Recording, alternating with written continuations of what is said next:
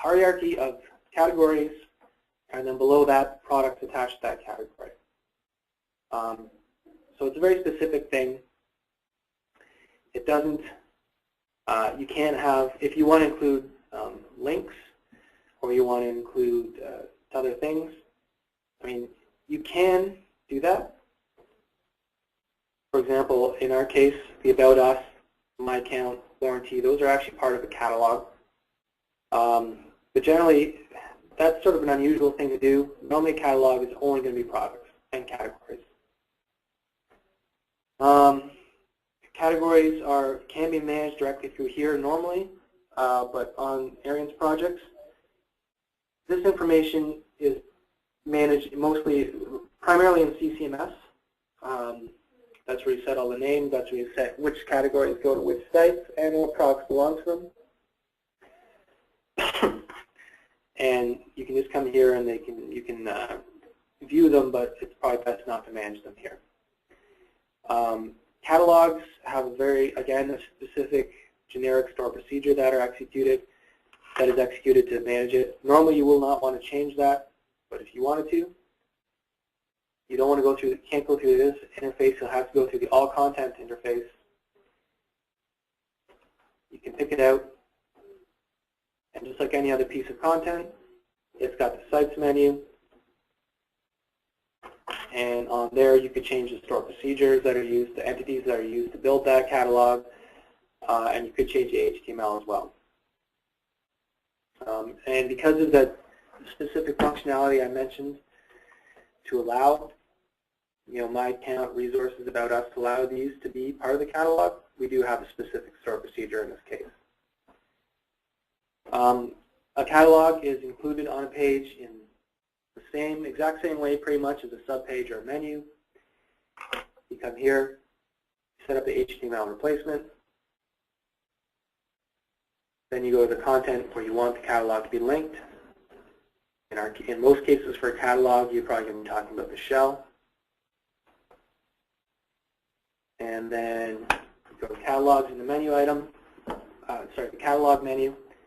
You check it off, and then somewhere in your HTML, you include this HTML replacement. You can see the same technique coming up again and again and again, and that's basically the way that Webfoot ties all these different pieces of data together. When we get to the database portion of the training, I'm going to show you a trace of loading, a trace which shows loading of a specific standard SENS website, web page. And you can see the store procedure is being executed in such a way as, first thing that Webfoot does is it figures out what are all the different pieces attached to this content item, this content number. So it'll say, we're looking for 95E4, blah, blah, blah.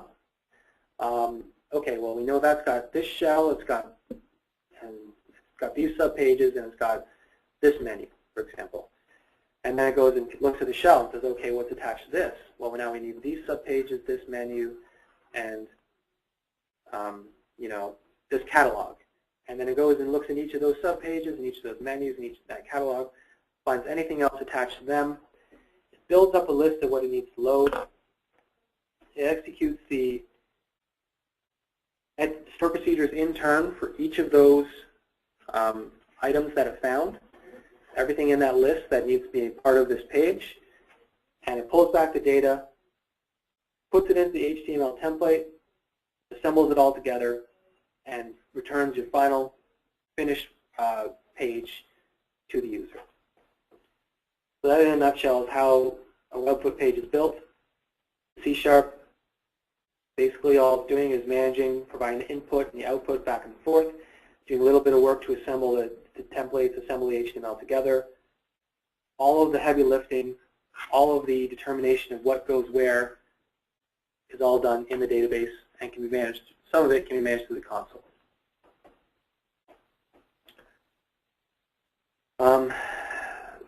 We have some old kind of test catalogs on here that can be removed.